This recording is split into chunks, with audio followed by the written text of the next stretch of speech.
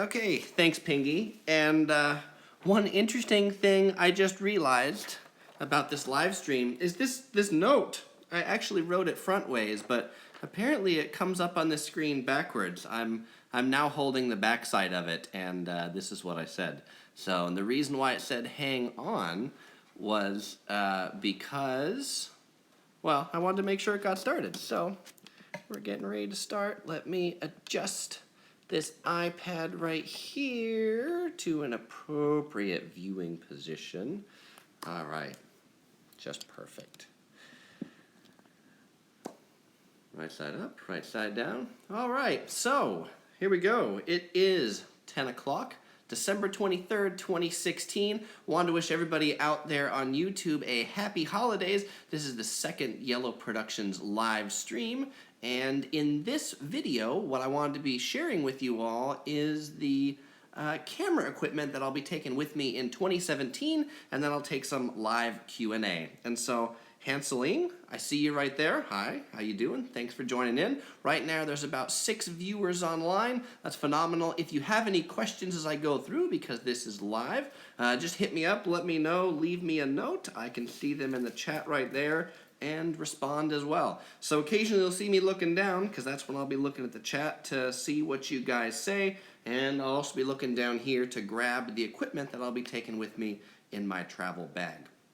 So, since I was saying this is live Q&A, the first question I will answer is a question that I get quite often, which is, Chris, what camera are you using? What microphone are you using? What selfie stick are you using? What tripod are you using? Etc, etc, etc. Takes a lot of gear to do these travel videos, and so I wanted to share with you what I've got in my travel bag for 2017. Alright, so we are going to start with the first thing, which is the most important thing doing these videos, which is a Sony 4K camcorder. This is the FDR AX53, and by the way, I have the model numbers and links down in the description below in case you want any more details on any of these things. This is a 4K camcorder. One of the things I really like about this camcorder is there's no lens cap, so when I want to start shooting, I just open that up and it opens up the lens and starts shooting right away. It's also great for doing selfie type video because you can just turn it around and then you can see yourself. It's also got a really neat stabilized lens, so that helps keep my video steady. A lot of people ask, Chris, why don't you carry around a DSLR camera? Why don't you carry around a camera with a bigger lens on it? You know, those are better. And they may be better for some people, but I will say for doing travel videos, I really like a camcorder. It is small, it's compact.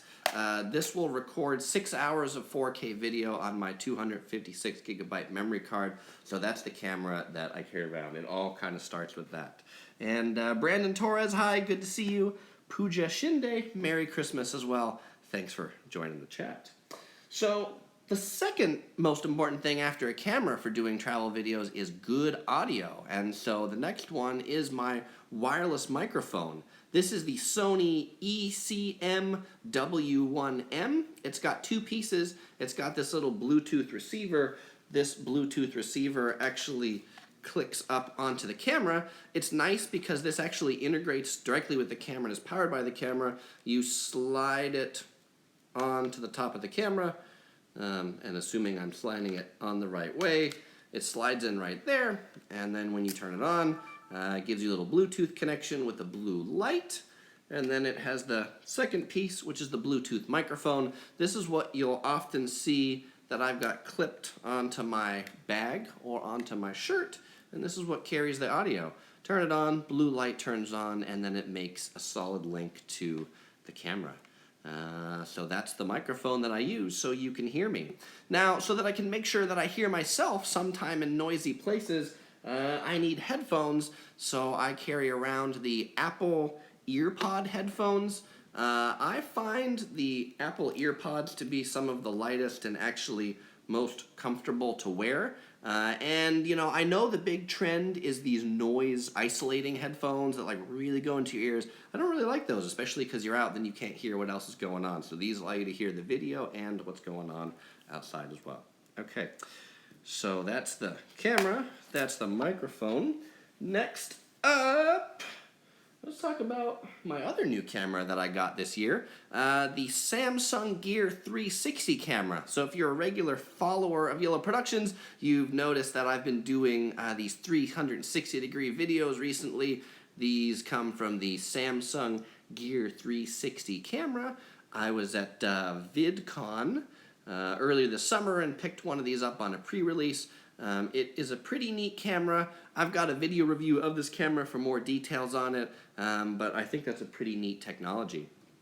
The thing that I picked up along with the 360 camera, in order to use this appropriately, you really need something to stand it off from your arm so that your arm's not in the picture all the time, so that my arm's not in the picture all the time. And so I have a selfie stick. Actually, I have a lot of selfie sticks. A lot of people ask me, what selfie stick are you using? And what I'll tell you is I'll be using whatever selfie stick I happen to pick up at the time. Up until about 6 months ago, I owned 0 selfie sticks, and I think today I own about 6 selfie sticks because every time I travel with one, I either forget it or I need a different one, or I want a longer one or a lighter one. And so I don't have a particular recommendation on a selfie stick, except that if you're doing it with a 360 camera, it needs to be one that has a tripod mount on it so you can mount the camera on it. So also speaking of additional tripods, one of the things, if I'm out shooting by myself, it's useful to have a little tripod. I happen to like Manfrotto products. They're all very well made. And Brandon, awesome that you love the 360 videos. Look out for more. I'm always looking for new inspirational places to make the 360 videos. And 360 is kind of hard because there's never a behind the scenes type thing. There's always just a forward scene or every which way around scene. So back to this little tripod. It's a cool little tripod. It's small. It costs about 20 bucks. It has an easily adjustable head on it. So this is cool because then I can set my camera up on it, set this up on the table in a restaurant, something like that, and talk to myself with a good angle on the camera. Not too difficult. Sometimes I want to shoot with my cell phone, and so I've got this Manfrotto clamp that I will attach onto this tripod. And this clamp is all metal. It's made in Italy. Costs about $50, which is probably one of the more expensive cell phone clamps you'll find out there. But this thing will never break. It's adjustable, so you can unscrew it, you can make it taller, you can clamp your cell phone in, and so if you're recording with your cell phone or doing selfie videos, then you can do it like this. The other nice thing about this clamp is it has a mount on top, so if you have other Manfrotto products like this light right here, then you can mount it right at the top of the thing, so you can light up yourself, you can have your cell phone and on top of the tripod, so that's really neat. So now I'll talk about this little light right here, but before I do that, the other cool thing and the reason why I really like this clamp, and you'll notice most of these things I have are really small. A lot of times you'll see people carrying around photo equipment and they've got like a whole backpack or, separate bags they carry everything with, because I just travel with a small shoulder bag. They all need to be small, and this clamp is cool because actually these little things rotate and it becomes perfectly flat, so that you don't have any protruding edges other than this little windy thing. Okay, so this thing that I put on top of the clamp, this is my Manfrotto LumiMuse LED light. It powers by USB and gives you a little bit of light out of 3 LEDs. This is great in a dark hotel room, dark restaurant, dark place, someplace where you have a lot of shadows. You can just kind of power it up right there. And chingy, it is just like magic. Absolutely. All right, and it powers by USB and charges by USB, so that's pretty neat. Okay, next up, and rounding out the video equipment, I always carry extra batteries. I carry about 3 extra batteries with me because I never want to be someplace without battery power. That's like the most depressing thing, to be on a trip expecting to do video and not having battery power. So I have a ton of extra batteries. And of course I have an extra travel charger to go with it. That way I can charge 1 battery in the camera and 1 battery in the travel charger. The final camera type thing I have is this thing called a lens pen. And I'm guessing as you read these things, they're backwards, but trust me, that says lens pen. I bought this in Japan, and it's pretty neat because it has this little kind of rubber tip on it, and I've found this is really the best thing to clean a camera lens. See you, Hansel. See you later.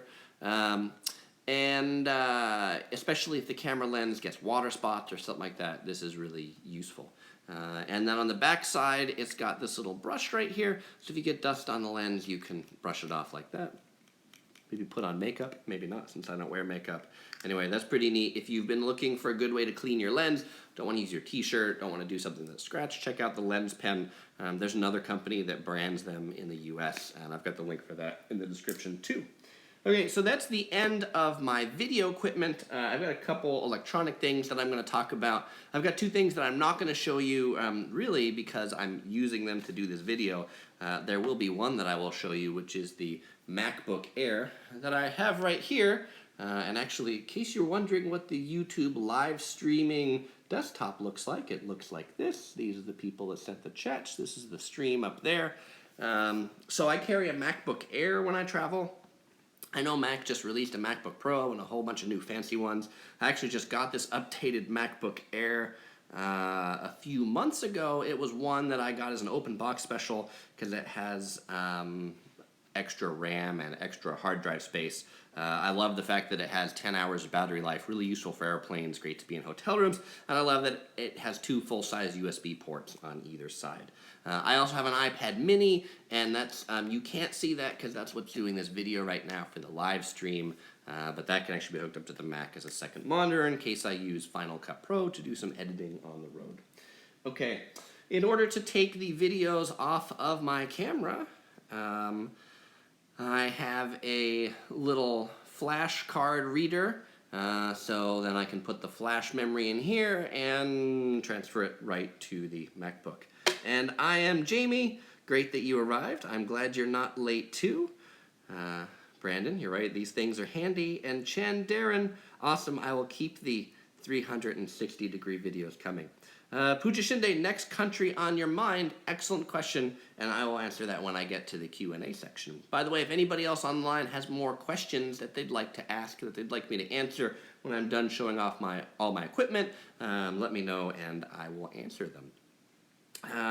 Okay, so related to the memory card reader is a memory stick. This is a 256 gigabyte memory stick, and this is a couple terabyte hard drive. Whenever I copy the videos off my camera on the road, I copy them to the MacBook. I also copy them to the hard drive, and sometimes I copy them to the memory stick. I make sure I always have at least one copy that's going to be good and going to work. And some people say I might be slightly paranoid, but that's okay because I've always had my videos. Okay, I carry a lot of USB devices, so to go in hotel rooms, I have one of these 4-port Anker chargers, which is really handy. I also have one of these Anker battery packs. These have been tremendously useful to charge a cell phone or things like that that you're using to do video on the road. Push a button, you get power. I love Anker, they always work. One of the things that, this might be tremendously geeky, but one of my issues in hotel rooms, particularly staying in a lot of them, is sometimes when you turn off all the lights, they get really dark. And I like to have a little night light in case I need to find the bathroom at night. And so this is a USB LED light, and I plug it into the charger, but I guess I could actually plug it into this battery pack right here, power it on, and look at that, you get a little USB LED light. This is perfect to put in a hotel room, bend down to the floor, and that way you can get a little bit of light on the floor, not light up the room too much, and have a little light at night. So, Chingy, awesome. I'm glad you like Anker too. Great brand. I think this USB light that I got from IKEA, or maybe this one's from Daiso, one of the two. But you can find these things almost anywhere for like $1 or $2. And the final thing, because all these things take power and you can never have enough power, is I carry this monster outlets to go 3-prong power strip. And this is really useful because a lot of hotel rooms I go to only have 1 power plug, 2 power plugs, so it's nice to be able to plug in a lot of different things in a hotel room.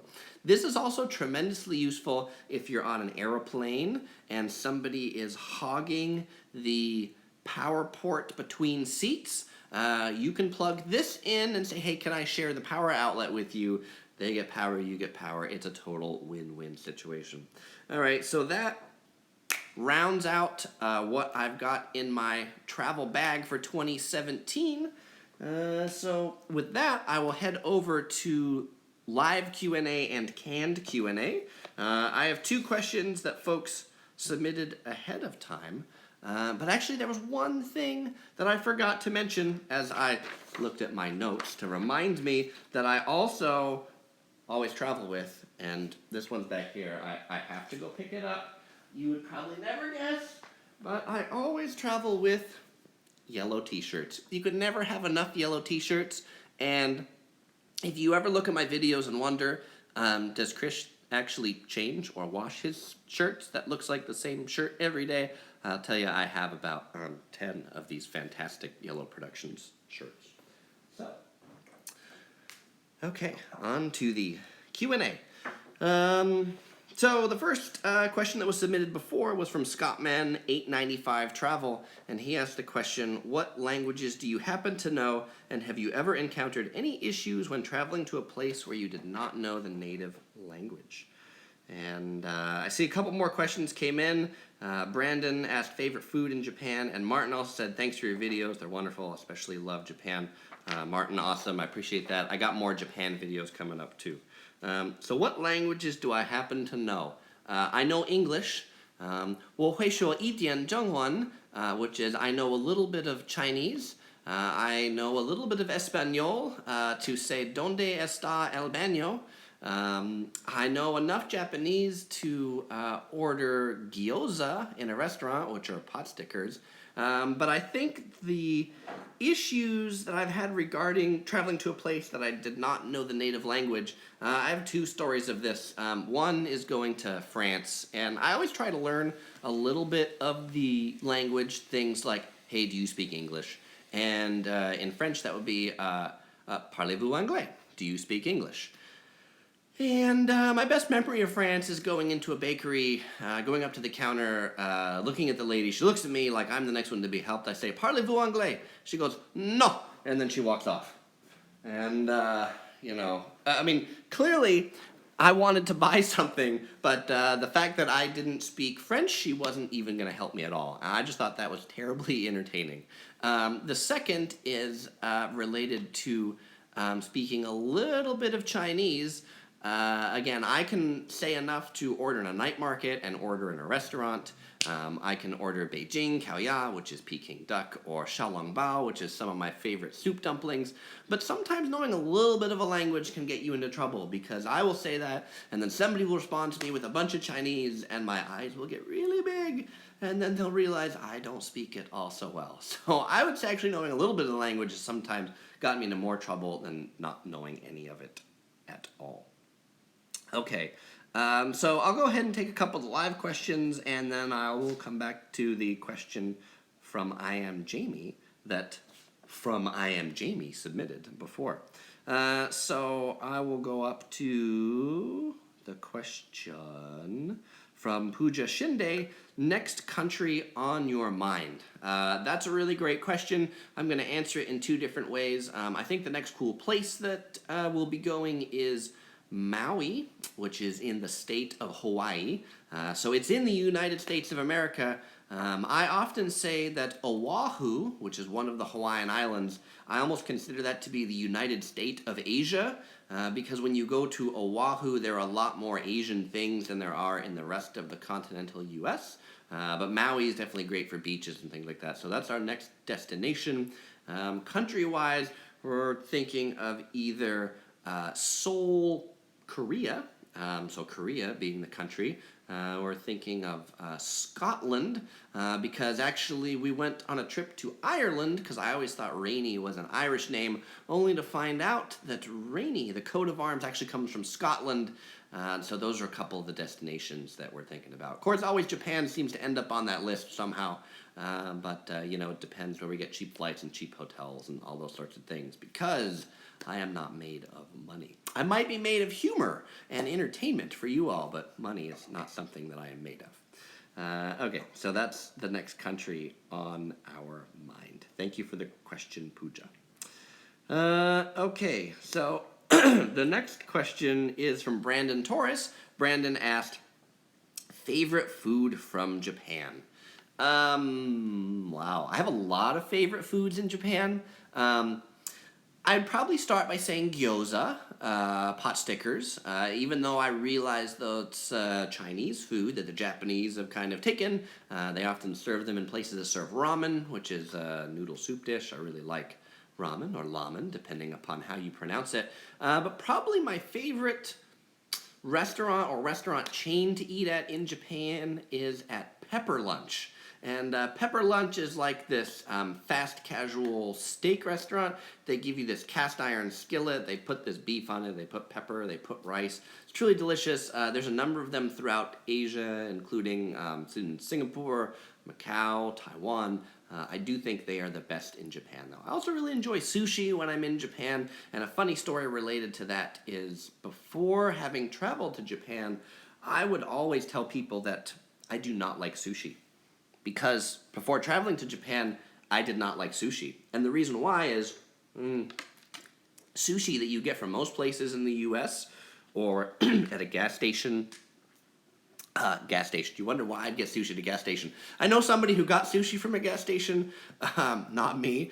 But most sushi you get in the U.S. is just really not good. The rice is cold. The fish is bad. It's not fresh. I went to Japan and it was truly delicious. And so I've taken on an appreciation for sushi. Now I consider myself to be a little bit of a sushi snob. I particularly enjoy uni, which is sea urchin. Okay, so that's my favorite food in Japan. Feel It Rising, that's often great that you liked Seoul. Have to check that out. Merry Christmas, Jared. Feel It Rising says, I think we have Pepper Lunch in Taipei. Edward Rance, awesome to see that you're watching from Korea. I will also have more Japan videos coming up as well. Jared Lim, thanks for coming in from Singapore. Merry Christmas. I am Jamie. Merry Christmas Eve to you as well. Okay, so I just saw another question come in from Chingy. I'm Jamie. Hi from Singapore. And, but Lunar Star Story asked, is there any good hotel recommendations near Akihabara? So that's in Japan, that's in Tokyo, Akihabara, electronics town. I will say that that's not really an area that I prefer to stay in. I think the places that I really like to stay when I go to Tokyo is either near Tokyo Station or near Shinjuku Station. And the reason why I would say that is those are two of the most connected train stations to everywhere in Tokyo. So I look for hotels in those areas. My favorite hotel in all of Tokyo is the Hotel Century Southern Tower. It is like right next to Shinjuku Station. You go out the south exit. You go out the Southern Terrace exit. I'm sorry, there are like 20 exits out of Shinjuku Station. You go to the Southern Terrace exit, and it's right across the way. It has beautiful views of all of Tokyo. I also stayed at the Courtyard Tokyo Station Hotel. I enjoyed that one as well. The rooms are really small, but it's a convenient location. My favorite, double favorite, I know I said the Hotel Century Southern Tower was my favorite. That's my favorite that I recommend to people. If price is no object, we recently stayed at the Andaz in Tokyo, and that was an amazing hotel. The Andaz is affiliated with Hyatt. These huge rooms that look out of some samurai movie. They were really cool. So Lunar Star Story, those are my recommendations on hotels. Okay, next question from Ching Yi. The question is, how often do you travel? That's a really great question. People would probably look at my videos and think that I'm on travel all the time, and I'm actually not on travel all the time. I would say that I probably travel once every other month. And that's being travel by air. This is my travel by air impression. We typically take a couple big trips a year. Those would be trips to overseas. We live in Southern California in the U.S. And This year, Japan was sort of our big trip. We were there for 2 weeks in Japan. Went to Nagano, Kanazawa. Out of a 2-week trip, I can easily shoot video for 20 or 30 videos that I upload every Sunday. So it takes me a while to put all those videos up online. So that's probably about how often we travel. I'd like to travel more to good places. So always looking out for that. Okay. Lunar Star Story asks, what about a hotel if, say, you're living on a college budget? I'm hoping a few years of college to move to Japan. Okay, so Lunar Star Story, that question, in Japan, I would recommend a chain called Toyoko Inn. And Toyoko Inn is, I'm going to say it's the Japanese equivalent of Motel 6 in the US, but not really. Don't think of like super low budget and sketchy. It's a business hotel that is all throughout Japan. The rooms can be small, but they're always clean. The water runs hot. And so check out the Toyoko Inn chain. I think you'll find all the rooms to be serviceable. That's what I would recommend there. Though interesting note about Toyoko Inn, my wife and I, one of the first times we went to Japan, we stayed at a Toyoko Inn that was for 2 people, and it was one of the most bizarre rooms that we ever got because it had a bathroom in the middle of the room, and it had one bed on one side and one bed on the other side. You also have to get used to the fact that some of the hotel rooms in Japan can be pretty small, and so in that room there was actually no place to open your suitcase. There wasn't enough space on the floor, so you had to open it on your bed, and there was no chair for the desk. You had to sit on the bed to use the desk, but super functional room, and actually it was kind of fun to stay in. Okay, Jake McShane asks, can you describe the worst hotel you've ever stayed at? Ooh. Yes, I can describe the worst hotel I've ever stayed at. So one event that I go to every year, it's called DEF CON. It's in Las Vegas. It's a convention for hackers. It's a hacker convention every year. In case you're wondering, I'm not a hacker. I couldn't hack my way out of a paper bag. But, it's also a great place to learn about computer security, how to secure things. So the first time I went to DEF CON, all the hotels were booked up because I was planning my trip there just a couple days before I was going. And I stayed at this hotel called the Saint Tropez Hotel. Last hotel with rooms available, $100 a night.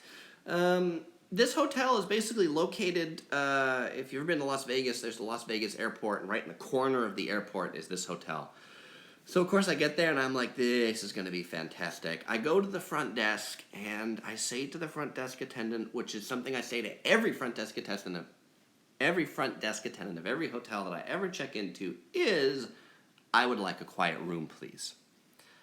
The front desk attendant looks back at me and says, oh, we don't have any quiet rooms. Right, they're all noisy. I'm like, oh, that's fantastic. So he gives me the key to my room. I go to my room. It's in Las Vegas. It's August. It's hot. Guess what? The air conditioner doesn't work in my room. So I go back to the front desk. I say, hey, the air conditioner doesn't work. He says, okay, we'll send the repair guy. The repair guy comes into my room. He says, hey, no problem. I'll set it on bypass, which means it'll just blow as cold as possible. So it blows as cold as possible. Of course, 10 minutes later, now the air conditioner is dripping, and I call them back, and their solution to that was to bring a bucket in my room and put it under the air conditioner. As you can imagine, I didn't really sleep very well in this room from the sound of the airplanes and the water dripping into the bucket from the air conditioner. It was fabulous. So if you go to Las Vegas, don't stay at the Saint Tropez Hotel there. All right. Thanks, Jake, for that great question. Hansel, welcome back. Brandon Torres asks, any more US videos? Yes, I'm sure there will be plenty more US videos. Right now I'm working on a San Diego beach guide, so a video on the beaches of San Diego. I'm native to Southern California, so if there's any destinations that you'd like to see a video on in Southern California, let me know, and that might be just a place that I could hit up. And never know where our travels take us. I think I still have some videos from Scottsdale, Arizona to edit too, and so that's up on our list from the U.S. Jagdish, hi, Merry Christmas. Chingy asks, personal question, do you have any people who works for you or always by yourself?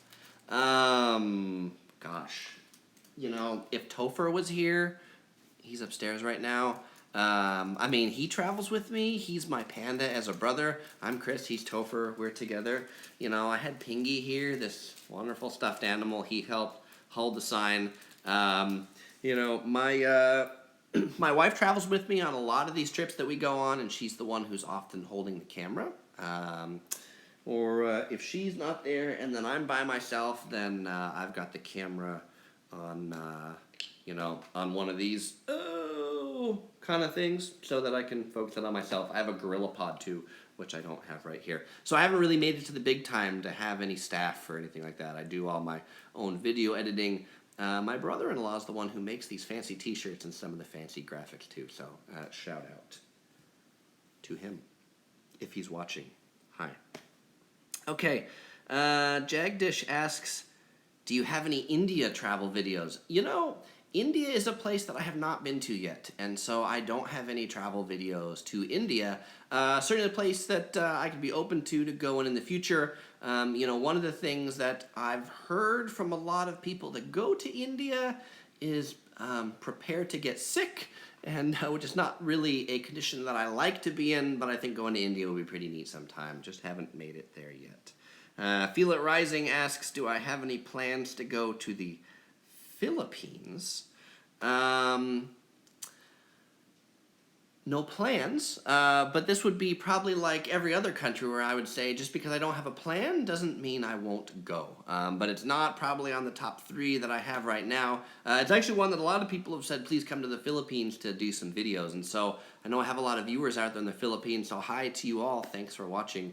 And so I hope to make it out there someday too.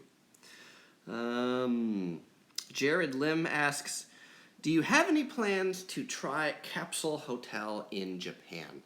You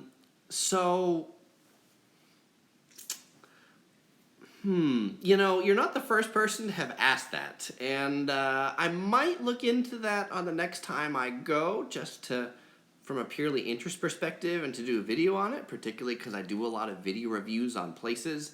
I will tell you, me personally, as some place that I like to sleep, because I always ask for a quiet room. That's the thing I worry about a Capsule hotel, is it wouldn't be very quiet. But I guess I've never been there, so I'd never know until I'm there. You know, one of the things that I was always worried about going to Japan is doing the Japanese hot springs, or the onsens. For those that don't know what those are the not clothing optional, but no clothing at all, hot spring baths, separate men's, separate women's. And originally I thought that was going to be really weird to be like not wearing clothes with a bunch of guys. And by the way, it kind of is when you're next to an 85-year-old Japanese man in a pool and he wants to talk to you about President Obama not wearing any clothes, practicing his English. That is kind of weird, but actually I really enjoy the hot springs in Japan. And that was one that, having before I tried it, I would have wondered whether I'd like it or not. Okay. Jared, thanks for that question. Hansel asks, what airlines do you fly in? The airline that I generally fly in is United Airlines. I fly United Airlines because they fly a lot from Southern California to Asia. Probably my favorite airline is Singapore Airlines. They are really amazing, and if you book into business class or first class, flying internationally anywhere besides the U.S., they'll make satay. So if you watch my Singapore videos, that's kind of like meat on a stick that they grill over an open fire. They do that on the plane. I also enjoy Air Japan, ANA. Those are some of the airlines that I like. One of the ones that I'd like to try sometime is the EVA Airlines Hello Kitty flight. I just think that would be really cool. I did take EVA Airlines one time on a misconnect to Singapore through Taipei, but I did not get the Hello Kitty plane. Okay, Hansel, thanks for that question. And I am Jaime. Yes, I've seen some of those videos on capsule hotels. I do think they look very interesting. I really wonder if they're good sleeping hotels or not. But I guess in the name of science for you all, check it out sometime. Okay, and the last question is one that I am Jaime sent in, and the question was, if you want a free ticket to Tokyo, Japan, what place would you intend on visiting first? Well, I'm gonna drink my water right here. So, I guess I have a question about this, I am Jaime, and maybe you can answer, are you asking me, having been to Japan a lot, if I go back to Japan and go to Tokyo, what's the first place I would visit? Or are you asking, if I was a person who'd never been to Tokyo before, what would I recommend to them as the first place that they should go to? Okay, and since this is a live video, I am now going to wait for I am Jaime to respond. And so that this isn't super awkward, I'm going to go ahead and answer the next question, and then I'll come back to I am Jaime's question once I get the answer. So Feel It Rising asks, have you had any trouble filming police locals? How about a gag reel? You know, the trouble that I'd probably have filming, really not with police, but would be sometimes I'm in restaurants or businesses that, like, I'll hold up my camera and they'll come up and be like, no filming. And sometimes I really wonder, because I'm generally holding up the camera to put them on YouTube and talk about their place because I like it. The places that I don't like, I don't really think it's worthwhile to do a video on. And I find that to be an interesting business proposition, the places that don't want you to film inside. And I find it to often be more prevalent in Asia than I do other parts of the world. Recently in Hawaii, I would say that some of the beaches that I was filming on, I think I got a little bit of stink eye for having my camera up. That's because I think some of the locals would prefer that maybe I don't publish their beach to others. I'm not sure. Or maybe they just gave me the stink eye and I thought it was the stink eye, but they're just looking at me because I look fairly odd because I'm the only person standing there holding a big camera and talking to myself. So, a gag reel. You know, I've been thinking about that, and I know people do those, you know, kind of like bloopers videos and things like that, and that's something that I haven't taken the time to go back and do, but I'm thinking that I might go forward in the future, and as I have some gags, I might save those off into a different place and publish a gag reel. You know, this live video is all one take, and so I'm not doing it in multiple takes, but many of the videos that I do out in the real world can be, you know, 5 or 10 takes of me flubbing lines or things like that. I haven't, you know, like done any trips or, you know, fallen off things, any catastrophic stuff. So, yeah, knock on wood. Is this wood? Okay, cool. Okay, so I'm going to go back to I am Jaime's question. So he asks if I've gone to Japan before. So, awesome, this live thing really works. I think, you know, the places that I really enjoy to Tokyo, and actually the place I would go back next if I was going on a trip to Tokyo would be Tokyo Disneyland. Tokyo Disneyland and Tokyo Disney Sea, I think, would be some of the two top places that I would go to going back to Tokyo. I've been to Tokyo Disney 1.5 times and Tokyo Disney Sea 1 time. We didn't really get to see all of Tokyo Disney Sea because we did that in the morning and then Disneyland in the afternoon. So I'd like to go back to Tokyo Disney Sea if I want another trip to Tokyo. And for those of you out there who say, why would you go to a Disney theme park when you go to Japan? Because there's so much other stuff to do and see. And I will tell you, watch my videos on Tokyo Disney. They're like the coolest theme parks anywhere. And this comes from the guy who lives like 15 miles from the Disneyland in Anaheim. Okay, Jane McShane asks, if the Travel Channel asks you to host a new travel show, would you be interested? I think you would be great on TV. Well, Jake, I mean, if you work for the Travel Channel, the answer I would have is obviously yes. I would love to do a travel show. You know, maybe me and Anthony Bourdain could hang out or something like that. I just kind of enjoy doing these videos, and I started actually doing them for myself and for our friends and family to share, and then I realized other people kind of liked watching them, and then it's really cool to have, you know, 12,000 subscribers and actually 16 of you watching me sit in front of my Christmas tree talk about my travel escapades, so that's pretty neat. So, Jake, if you know anybody at the Travel Channel, please tell them yes, and tell them how they can get a hold of me. Yellow Productions, the guy in the yellow T-shirt. Cool. Thanks, Jake. Brandon says monthly Q&As. Hey, that's a good idea. This is like the first time I've done one of these live Q&As, and I think monthly would be a great idea, Brandon. So consider this the first one, and another one of these Q&A sessions to come up in a month.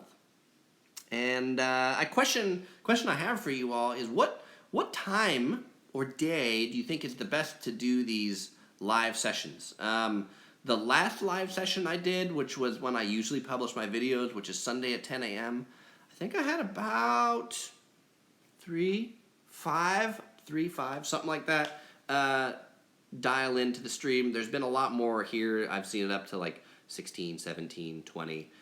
So this is definitely a better time, I can tell, Friday night, Pacific time. But if you've got ideas on what times are good for you to do these, obviously the people that are on right now think it's now, but if you're watching this later, then let me know too. Hansel asks, what about Universal Studios? It's a really good question. Still haven't made it to either the Universal Studios in Singapore or the Universal Studios here in LA for a long time. It's on my list of places that I want to go, but I still haven't made it up there. This is going to sound really lame, but driving to Los Angeles, wow, I hate the traffic in downtown LA, and Universal Studios is in downtown LA, and so it's kind of a downer to get to Universal Studios. Okay, so I'm Jamie, said, mother and brother are going to Japan, Tokyo, Disneyland, Mount Fuji. I insisted on saving my own money to go, but got denied. All right, well, I'm Jamie. I hope you get to go on another time. And I've never done the Mount Fuji hike, so if you hear from them, you'll have to let me know how they like that hike. But Jake, it's okay that you don't work for the Travel Channel, but like if you run across anybody that ever works for the Travel Channel, if they ever ask you if anybody's looking for shows, just let them know. Let them know. You know someone who'd be really good. All right. Awesome. Martin, glad you like this time. Brandon, glad you concur. Okay, thanks. All right, so with that, and now that I've been going for like 43 minutes, I'm thirsty. And with that, I'll thank you all for tuning in. It's been a pleasure talking to you. And now you know about all the travel gear I have in my bag. I want to wish you all a Merry Christmas. I want to wish you all a Happy New Year. For those that are celebrating Christmas, I hope you get some great presents. Have a great one. Bye-bye, everybody.